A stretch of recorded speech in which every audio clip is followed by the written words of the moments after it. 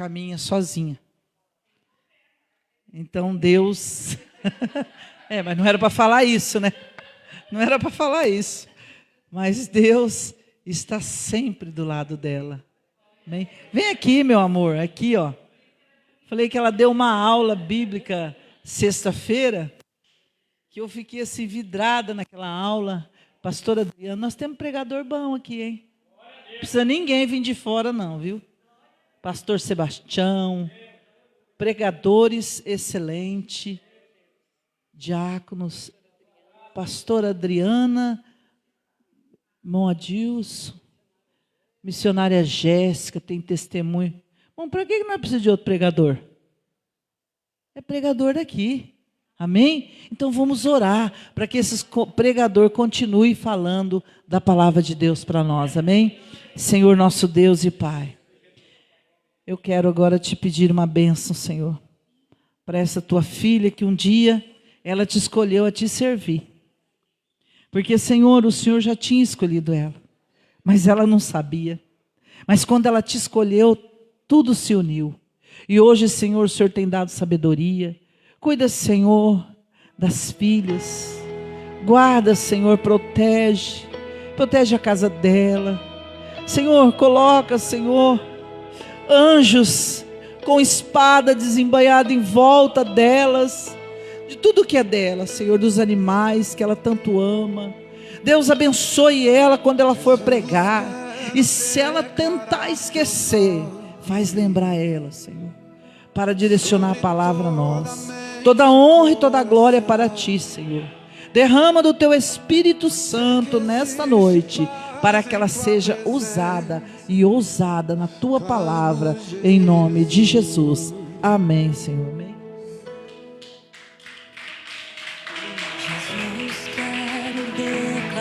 Glória a Deus. Graça e paz, igreja. Feliz Dia das Mães, para as mamães, né? Que não é fácil ser mãe, não. Quem falar que é fácil, eu vou duvidar. Quero parabenizar a missionária Elza, hoje é aniversário dela. Vamos fazer uma oração para ela? A irmã Rosa, hoje é o nível delas. Deus concedendo aí mais um ano de vida. Olha só, 2 aniversários. Quantos anos, irmã Rosa? Jesus, essa é corajosa. E ele também. Louvado seja Deus. É isso aí nos dias atuais que precisa ser estampado nas redes sociais lá. A foto dos dois e bem grande, ó, 58 anos de casamento. Ah, não, quantos anos? 33. Glória a Deus. Glória a Deus.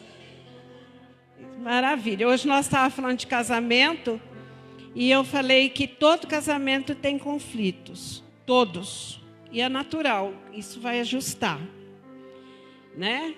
Mas eu conheci uma pessoa, o pastor Paulo conhece ele, que esse nunca teve atrito. O nome dela é Rosa e ele sempre fala que ela é uma rosa sem espinho. Quando ele devia falar alguma coisa que não convém, ela baixava a cabeça, calava a boca e ficava quietinha. Nunca brigaram, o irmão Severino. Nunca brigaram. Eu falei, irmão Severino, me conta um dia que você teve atrito com a tua esposa. Ele disse, nunca, porque a minha rosa não tem espinho.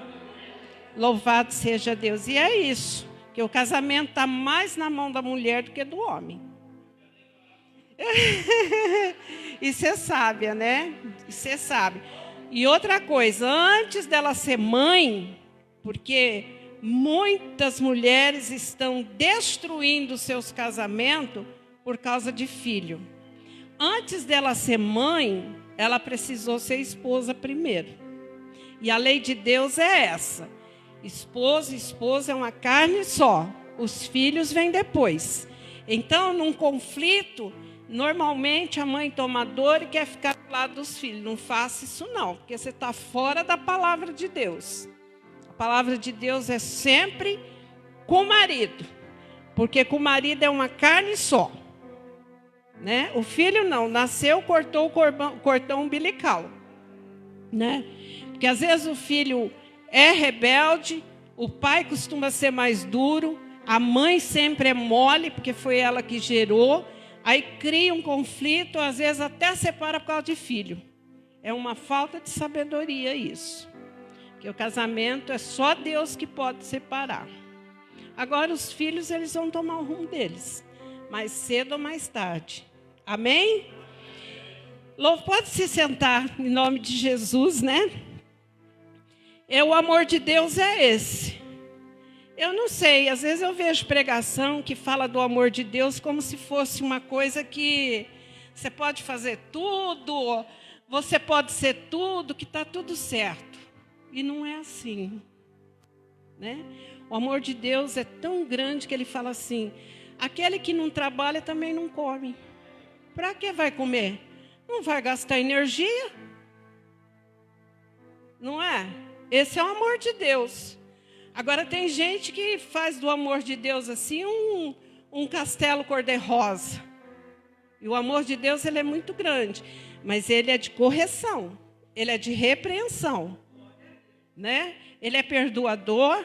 Você vê que Davi era um homem segundo o coração de Deus, um dos filhos que o Senhor amava, colocou na posição que se encontrou, perdoou o pecado dele, que não foi pouco, mas uma coisa é, a consequência ficou. Deus não vai tirar a consequência, né? Então, a gente precisa se atentar como é que o amor de Deus. O Senhor Jesus nunca chegou e falou, vou te curar. Não, ele chegava e, o que você quer que eu te faça? Eu quero tal coisa. Então tá bom, receba aí, seja curado. Só que tem uma coisa, você vai embora, vai viver tua vida, você vai ter a tua caminhada, eu daqui a pouco vou voltar de onde eu vim, só que você não peques mais para que não te suceda uma coisa maior. Então ele deixou bem claro, não, eu sou filho de Deus, eu posso sair por aí e fazer o que eu bem entender. Não é assim não. A salvação, ela é de graça, ela é maravilhosa. Agora, a nossa conduta é diferente. Aí a gente precisa enquadrar na palavra de Deus. Eu estou muito feliz porque na sexta-feira eu falei que eu fiz uma oração acerca daquele diretor do INSS que roubou os pensionistas e aposentados, e não foi pouco, foi muito alta a soma. E eu fiz uma oração dizendo, Senhor, que em nome de Jesus, esse homem não desfruta do dinheiro que ele roubou. E eu fiz essa oração. E aí, quando foi hoje de manhã, o Senhor me deu a resposta. Não é o que eu vou pregar, tá? Mas eu fiquei muito feliz. Ele me respondeu aqui em Salmos.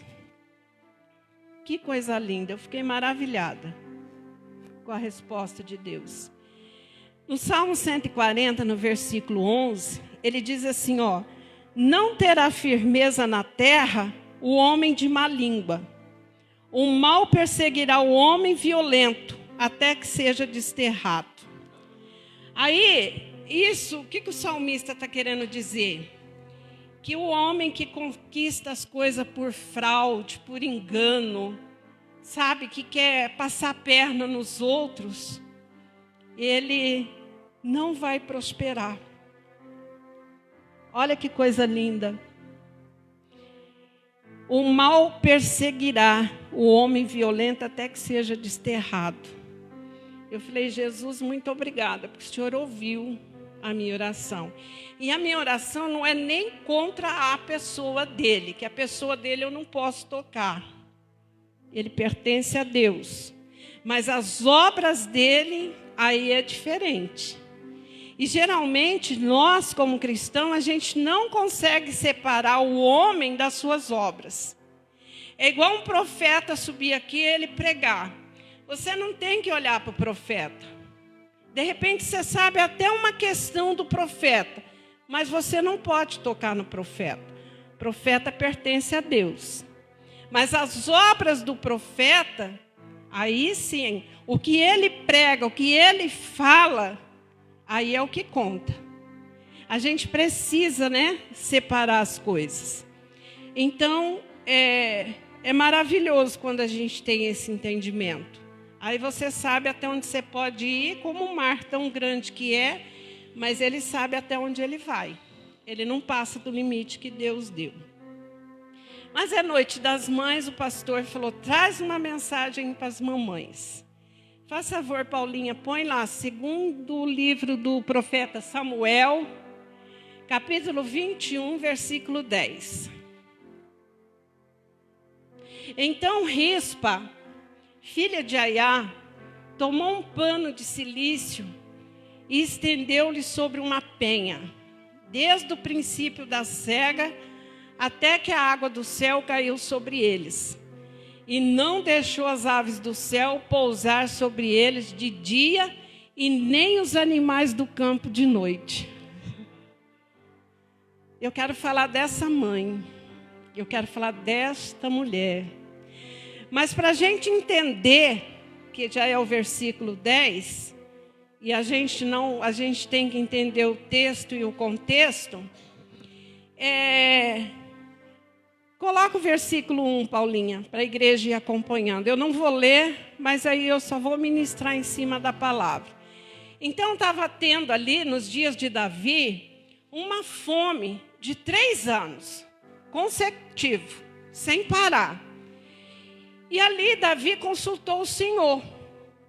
Mas é interessante que olha como a pessoa, quando ela é lenta demais para resolver as coisas, a tendência é só aumentar o agravo. A gente tem que ser disposto, a gente tem que ser diligente, a gente tem que ser rápido nas coisas, principalmente quando é coisa ruim. Quando é coisa boa, a gente dá uma folgadinha, né? Não, tá bom, vamos deixar como é que tá. Mas quando tá difícil, a gente não pode ser lerdo, não. Olha, já fazia 3 anos consecutivos que estava tendo o quê? Fome. E aí, depois de 3 anos, Davi era muito bacana para pelejar, para guerrear, mas ele era meio lerdo. E não é toda hora que a gente tem que ser lerdo. E aí, depois de 3 anos desse sofrimento, a palavra, volta lá para mim, Paulinha, por favor. Ele consultou o Senhor, né? E o Senhor lhe disse. Ele não podia ter perguntado no primeiro 6 meses de seca, de fome. E o reinado de Davi não era para ter nenhuma interrupção de catástrofes, vamos dizer assim. Era para ser um reinado de bênção o tempo todo, porque ele era guerreiro. Mas aí acontece então essa fome. Ele demorou para perguntar e o Senhor respondeu quando ele foi perguntar. O Senhor nunca vai responder uma coisa que você não perguntou. É por isso que a gente continuamente tem que estar perguntando as coisas para o Senhor, quando você não entende. Porque tudo tem uma razão. Nada acontece por acaso. Tem um proceder, tem uma causa. Então, o Senhor lhe disse, não é por causa de você, Davi. E nem pelo povo que está contigo. Mas é por causa de Saul e da sua casa sanguinária, porque matou os gibeonitas. Quem eram os gibeonitas? Era um povo que Josué, quando os gibeonitas ouviu a fama e o que Deus fazia através do povo de Deus, eles temeram. Então eles fingiram que vieram de uma terra longe e chegou a Josué com pão bolorento, com roupa aparentemente velha, dizendo, olha, eu vim de muito longe, sendo que eles eram ali vizinhos. E nós ouvimos a fama, que esse Deus que está com vocês, e nós queremos ser servo de vocês. Inteligente eles. Antes deles ser destruídos, eles preferiram se aliar ao povo de Deus. E tem gente que é inteligente. Ela pode até não entrar para a nossa religião, mas ela é simpatizante. E bem faz ela. Porque aí ela está debaixo da bênção de Deus, como aquele centurião, né, que era italiano, e ele achou graça de construir uma sinagoga para o Senhor. Então, os simpatizantes da obra de Deus estão debaixo da bênção de Deus. E os gibeonitas, então, falaram, nós queremos ser seus servos. E Josué fez um tratado com eles, fez uma aliança. Que a partir dali ninguém ia tocar neles. Porque uma aliança, quando é feita, não é para fazer hoje e quebrar amanhã. Uma aliança que você faz, seja de casamento, de negócio, você tem que cumprir o que você falou até o fim. E olha que já tinha passado Josué, já estava nos dias de Davi e passou por Saul. E como Saul não temia o Senhor, ele passou, vamos dizer assim, a espada nos gibeonitas. A próxima, Paulinha. Então chamou o rei aos gibeonitas e lhes falou: ora, os gibeonitas não eram dos filhos de Israel, mas do restante dos amorreus, e os filhos de Israel lhes tinham jurado, porém Saul, no zelo à causa dos filhos de Israel e de Judá, feriu eles. Eles não tinham. Você sabe o que é você coagir, você matar pessoas que não têm condição de se defender? Dá até dó, pastor. E não foi maldade de Saul, mas ele não olhou na lei do Senhor. Tem pessoas que não procuram conhecer a lei do Senhor e só faz burrada. E Saul foi um deles. Saul não se interessava em buscar de que Josué havia feito uma aliança com esse povo, e esse povo então não podia ser tocado. Não é? Aí no zelo, ele vai lá e passa a faca nos gibeonitas. E Davi então chama ali os gibeonitas e fala assim, ó, o que vocês querem que a gente faça para de alguma forma o Senhor tirar esse peso que está sobre nós, dessa fome, dessa situação? E aí eles dizem assim, olha, a gente não quer ouro, pode pôr o seguinte, Paulinha, a gente não quer prata, nós queremos 7 da casa de Saul. E agora? Aí Davi, que já tinha feito uma aliança com Jonatas, e Jonatas havia deixado um filho, né? Mefibosete, esse Davi tirou fora. Esse aí não podia ser tocado, por causa de uma aliança. Da bondade de Jonatas para com Davi. Porque Jonatas sabia que Davi seria rei. Então, ele disse, olha, me dá 7, sangue por sangue. E isso era a lei do Senhor. Não havia, quem tirasse a vida do outro, não tinha sacrifício, não tinha expiação. Para tudo tinha sacrifício, para tudo tinha expiação, para tudo tinha holocausto. A única coisa que não tem negociação é o sangue de um pelo outro. Você fez o sangue, pois é com sangue que você vai pagar. É a lei do Senhor. Então, o que ele fez? Saul tinha tido essa concubina que nós lemos, chamada Rispa. E a irmã de Mical, esposa de Davi, Merabe o nome dela. Ela teve os filhos, então pegou 5 filhos de Merabe e 2 filhos da concubina de Saul. E eles foram mortos, sangue por sangue. E é interessante que eles não tiveram sepultamento. Eles ficaram ao ar livre. Aí foi que essa mãe entrou, na história. Diz que ela estendeu um saco de silício, que é pano grosseiro, em cima de uma penha, e cobriu com certeza ali os corpos dos seus filhos. É interessante que Rispa aparece como uma mulher diligente. Os filhos não, numa hora de calamidade, numa hora de angústia, numa hora de dor, mas era uma mulher que tinha caráter. Era uma mulher que tinha atitude. Era uma mulher que dizia na sua mente, quem sabe com Deus, ela falou assim: eu não vou aceitar que os meus filhos sejam humilhados a ponto de não ser sepultado. Afinal de contas, meus filhos não é cachorro. Olha que mulher, que caráter dessa mulher. E isso foi no mês de maio. A Bíblia diz que ficou 6 meses nessa situação. Aquela mulher ficou lá dia e noite, sendo que a lei, a palavra de Deus diz que aquele que era enforcado, aquele que era levado a um madeiro, ele podia, se ele foi enforcado de manhã, se ele foi crucificado de manhã, até a noite ele teria que ser tirado da cruz e ser sepultado. Era a lei de Deus.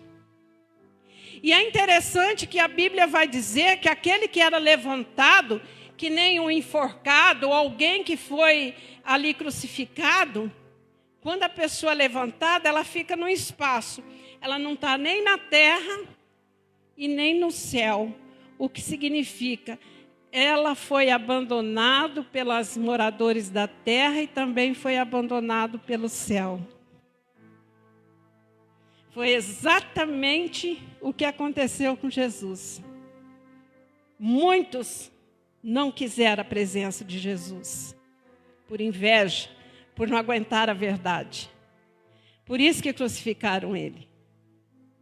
E naquela hora, Deus não podia estar com Jesus. Ele foi abandonado por Deus, a ponto de dizer: Deus meu, por que me desamparaste? Então, quando a pessoa fica suspensa, que os pés dela não estão nem na terra e ela também não alcançou o céu, é porque significa que ela está desamparada por tudo e por todos, entre aspas. Porque Jesus só foi desamparado no momento que o pecado nosso estava sobre ele. Depois que ele ressuscitou, aí a coisa mudou, ele voltou para o seu pai.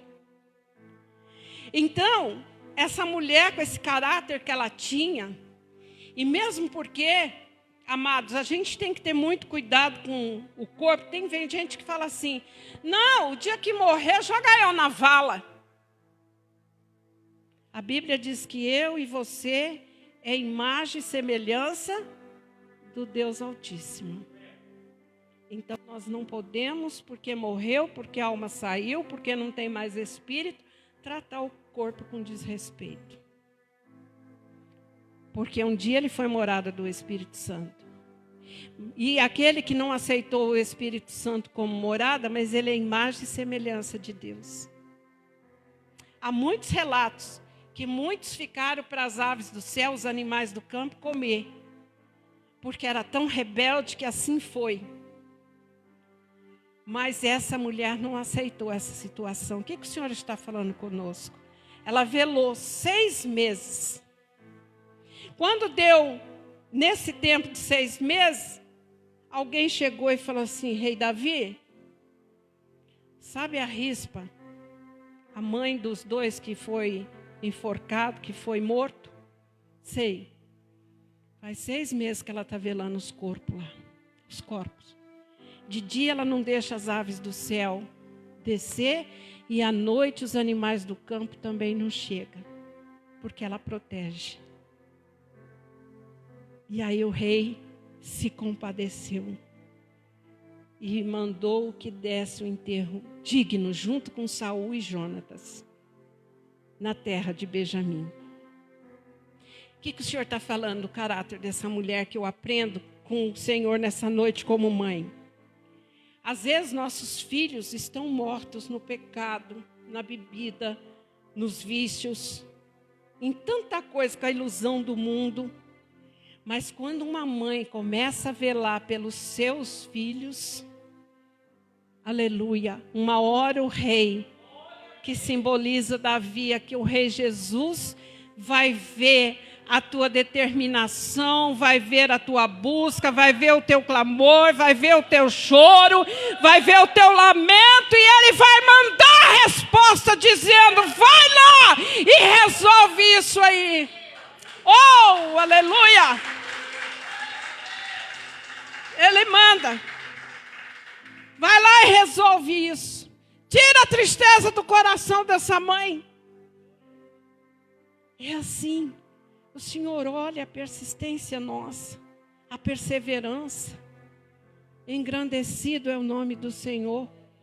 Ele é muito bom. E aí interessante que quando Davi dá ordem, né, para que os corpos sejam sepultados com dignidade, com integridade, aí diz que a chuva cai. A chuva cai. E o cair daquela chuva simboliza os pecados da casa, da família de Saul estão expiados, estão lavados. Daqui para frente ninguém mais vai poder levantar e querer algo da família de Saul, porque o que tinha que ser feito já foi. Cessou o sangue que Saul havia derramado. Essa é a justiça de Deus. Esse é o amor de Deus. O amor de Deus não é um amor frouxo. Sabe? Porque eu vejo em casamento que muitos pais, homens, corrigem o filho. Aí a mãe vem e passa a mão, estraga o filho. Às vezes o pai e a mãe educam bem o seu filho, corrigem bem o seu filho. Aí vem o vô e a avó e estraga o neto. Não pode. Pelo bem-estar da criança, ou do jovem, ou do adolescente, ou do adulto, pelo bem-estar. A gente fala assim, o Senhor diz, guarda o teu coração. Mas a Bíblia diz também que enganoso é o coração mais do que todas as coisas. Por isso que as coisas de Deus, para ser entendida, tem que renovar o quê? O entendimento. E o entendimento não é coração. O entendimento é aqui, ó. É no raciocínio. Aí sim a coisa começa a andar. Aí sim a coisa faz a diferença. Então, ser mãe, e foi esse sofrimento que Deus preparou para as mães? De maneira nenhuma. Se Eva não tivesse desobedecido a Deus lá no jardim do Éden, Eva ia ter filhos sem ter dor, a terra ia ser povoada sem problema de peste, de praga na hortaliça, ia dar tudo certo, os animais não precisavam morrer para alimentar o ser humano, não precisava nada disso, era uma harmonia total e completa. Mas nós viemos com o pecado original de Eva, e assim vai ser até a vinda do nosso Senhor e Salvador Jesus Cristo. E quem pode quebrar esse pecado original e os pecados que a gente comete é o Senhor Jesus, a partir do momento que a gente aceita Ele. Então, ser mãe é isso aí. É quando ela quer dignidade. Você vê, o que poderia ser feito? Já estava morto. Mas nem na morte, nem no sofrimento, nem na angústia, ela não fez o que tinha que ser feito. Ela ficou firme na posição. Não, alguém vai ter que dar ordem para que isso seja mudado. E o estado do ser humano é mudado assim, ó. Ah, mas que negócio é esse de mudar o meu estado? Eu estou numa prova. O estado dela era de tristeza. era de angústia. Mas quando Davi deu a ordem para sepultar com dignidade, aquele sofrimento dela se tornou em alegria. Porque agora eu sei que os meus filhos vão ser sepultados com dignidade. Isso é maravilhoso. Se ela não fica, as aves iam comer, ia ser uma humilhação tremenda. Sofrimento. Dela toda noite pôr a cabeça no travesseiro e saber que os filhos dela estão lá à mercê, comido pelos bichos de dia e de noite. E hoje simboliza o quê? Os filhos mortos no pecado e a mãe fica ali firme na presença de Deus. Aleluia! É por isso que nós não podemos desistir. Isso é a mãe que gera, a mãe que dá luz, a mãe que tem dores. Mas também eu quero falar de um outro tipo de mãe. Paulinha, por gentileza, Juízes 5, 7. A hora já foi. Eu vou só pincelar e nós vamos encerrar, porque eu não gosto de passar do horário. Então diz assim: cessaram as aldeias em Israel. Cessaram. Até que eu, Débora, me levantei, por mãe Israel me levantei. Olha a situação. A gente pode ser mãe de todo jeito. Você pode ser mãe biológica e você pode ser mãe afetiva. Débora era uma mãe afetiva. Ela amava o seu povo. O seu povo estava sendo massacrado pelo inimigo. E estava todo mundo recuado. Mas como ela era uma mulher que buscava a face de Deus, como ela era uma mulher que tinha comunhão com Deus, como uma mulher que acreditava que Deus podia mudar aquele estado, que nem eu e você. Ontem eu era solteira e hoje eu sou casada, mudou meu estado. Ontem eu era casada e hoje eu sou viúva, mudou meu estado, do dia para a noite, de repente. E ali ela ficava nos pés do Senhor, quem sabe dizendo: Senhor, muda o estado do meu país. Senhor, eu quero ver o meu país prosperando, eu não quero ver o povo massacrado, eu não quero ver o povo passando fome, eu não quero ver o povo coagido, eu não quero ver o povo humilhado, eu quero ver a tua glória no meio do meu povo. E ela se levantou por mãe. Mãe cuida, mãe zela. Mãe vira uma leoa por causa dos seus filhos. Tem leoa aí que avança uma na outra. Mas eu e você, como leoa de Cristo, é no joelho a nossa briga. É no jejum, é nas palavras proféticas. Sabe? O que está na minha mão e na sua fazer, nós vamos fazer. Agora nós vamos entrar num assunto meio difícil. Deuteronômio 21, Paulinha. Deixa eu ver aqui, 21, 22 e 23.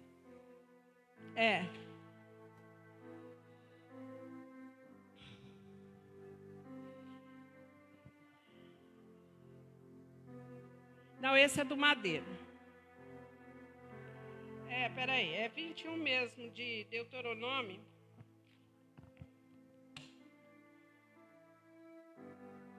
Imagina você ficar 6 meses ali guardando, velando. E às vezes é 21, 18, 19, 20 e 21.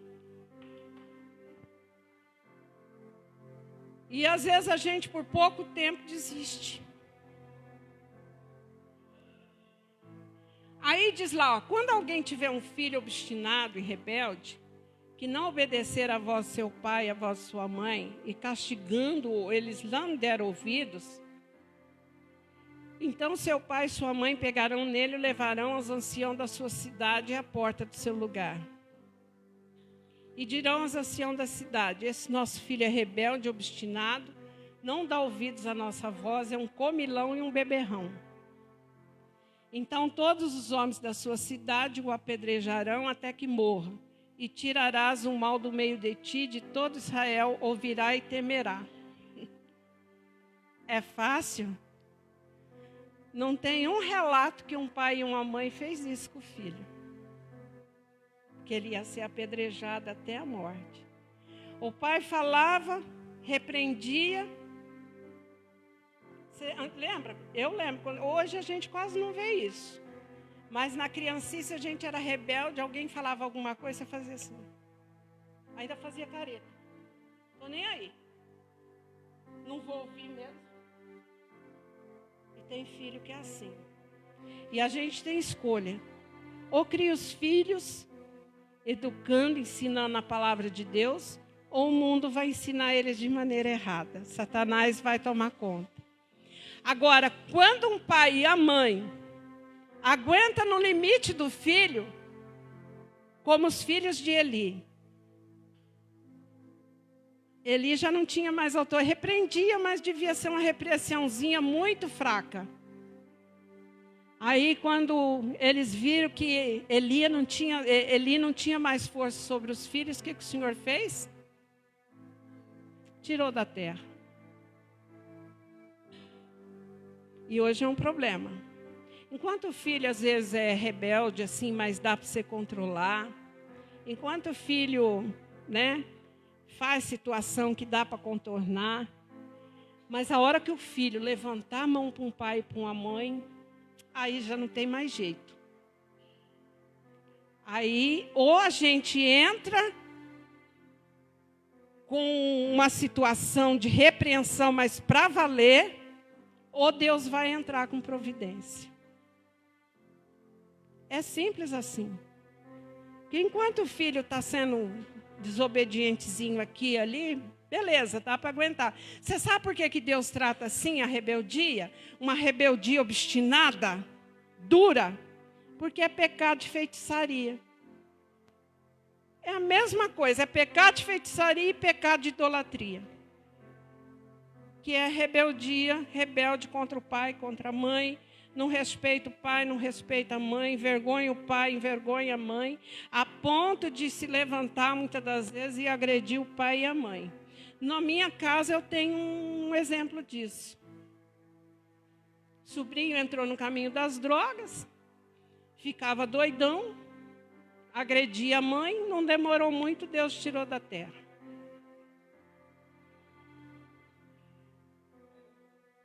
Agora vai falar que Deus é ruim?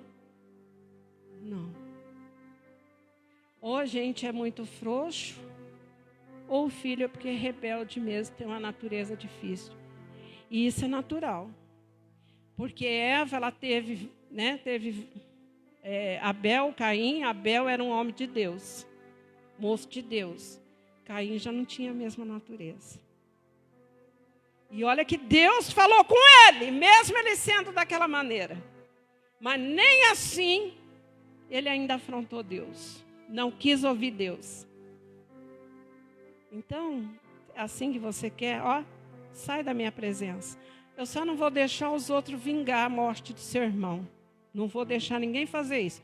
Eu ponho um sinal em você, para ninguém tocar. Mas na minha presença também você não vai ficar. E o que o ser humano faz sem a presença de Deus? Então é assim, igreja. Com Deus não tem meio termo. É assim. Quando eu e você não conseguem lidar com a situação, Deus entra com ação. Aí o filho vai para uma cadeira de roda, o filho vai para cima da cama, o filho às vezes vai numa penitenciária. Porque ele não quer ouvir os conselhos do pai e da mãe, então vai aprender numa dor. Mas oxalá, que maravilha que aprenda na dor e a alma dele seja salva do que os dois ir para o inferno. É uma realidade, igreja. Nós somos um povo realista. Nós não somos um povo que vive de ilusão. Com Deus é ou não é. Tem meio termo. Ele diz que o que passar do é e não é, do sim e não, é procedência maligna. E às vezes a gente fica fantasiando as coisas. Mas a gente tem que olhar na luz da palavra. Abel era um homem de Deus, mas Caim não tinha a mesma natureza. Ele teve a oportunidade de ser chamado por Deus. Ele teve a oportunidade de se arrepender diante de Deus. Mas ele não quis. Ele recusou.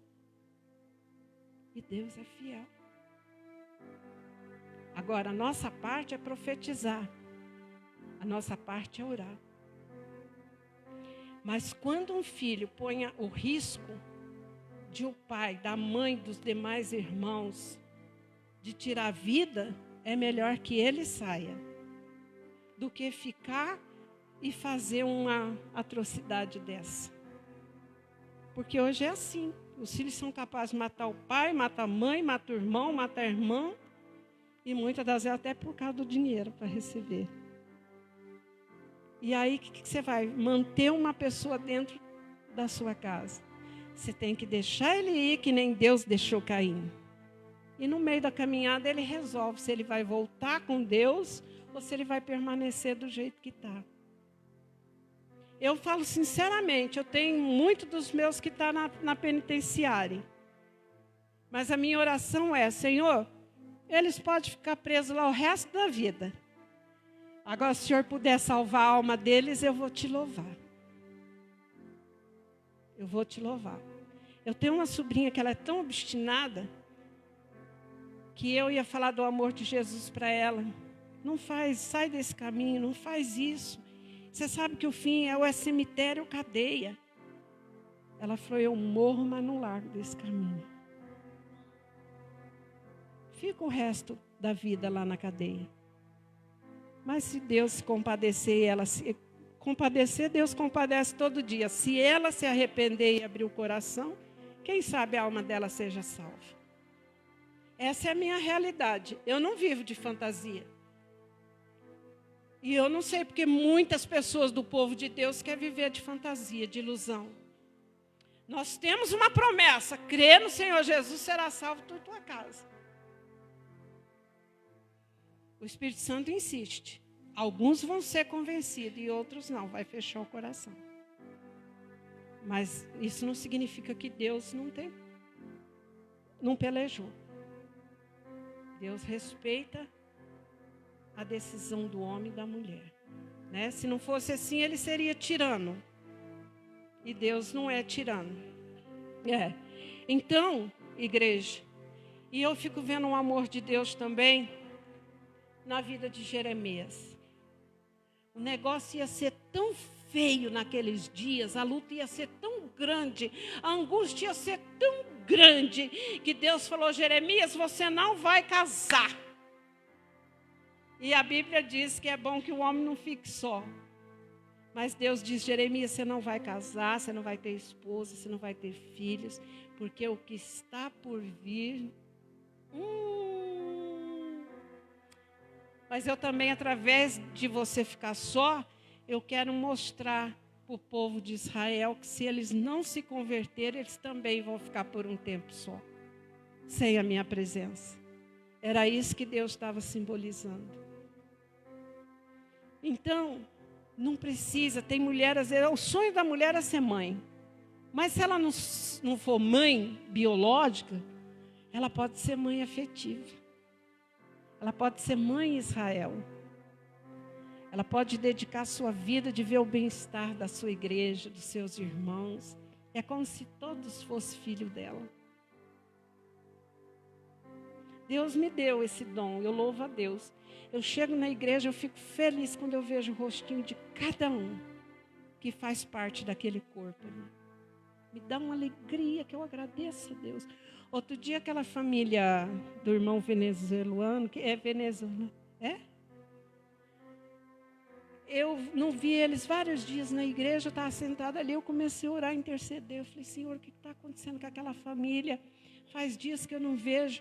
Mas acabei de orar, eles entraram e sentaram ali. Me deu uma alegria no coração. Eu sou testemunha. Eu perdi minha mãe com 10 anos, a família desfez. fui viver sozinha, morar sozinha, me virar sozinha. E nessa caminhada sozinha, eu tive pessoas que eu amei e que também me amaram. Há vários tipos de ter família, há vários tipos de ter filhos, né? E a gente precisa tomar o cuidado também, que isso é justiça e o que é justo é de Deus. O que é injustiça, Deus não faz parte. É nos dias do cerco de Samaria, que uma mãe chegou na outra e diz assim, ó, vamos comer o seu filho hoje? A fome era tão grande, o ser humano vira animal, quando a coisa aperta, hein? A fome era tão grande que ela falou, vamos comer o seu filho, vamos cozer ele, comer ele hoje, e amanhã eu ponho o meu no negócio. Aí no dia seguinte ela matou o filho, comeu, coisa e tal, cozeu. Aí no dia seguinte falou, vamos matar o seu. Ela disse, o meu não. Eu morro tudo de fome, mas meu filho eu não vou dar não. E já tinha combinado que ia dar. Aí o rei estava passando assim, ela falou, rei, me acode. O rei vira para ela e fala, se Deus não nos acudir, o que eu posso fazer para você? Você por acaso está querendo colocar eu no lugar de Deus? Então o ser humano é assim.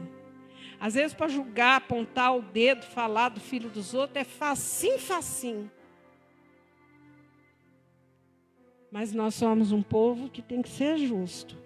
A faca corta aqui e a faca corta aí. Não vem querer cortar de um lado só, não. Não, eu vou esconder o meu e vamos pôr o teu no fogo. Isso não vem de Deus. Isso não é justiça. Né? Então, igreja do Senhor, isso é ser mãe. É entregar as coisas na mão de Deus. E botar limite. Porque se eu e você não aprender a pôr limite, Deus põe. Primeiro Ele deixa na nossa mão porque Ele deu essa responsabilidade para nós. Mas quando Ele vê que está passando os limites, principalmente se alguém tocar no pai e na mãe, aí Deus toma as dores. Aí o negócio fica estreito. Então vamos confiar em Deus, vamos ser inteligentes. A gente não precisa viver iludido. Nós somos um povo da verdade, nós temos o Espírito da verdade. E ser como rispa, faça sol, faça chuva, passa dia, passa noite, mas vamos enxotar as aves do céu e os animais do campo, que significa os inimigos. Porque quando a gente está fazendo isso, nossos filhos estão prosperando, desde que não passe do limite. Amém? Que Deus abençoe a cada um em nome de Jesus. Torna a palavra pastor Paulo.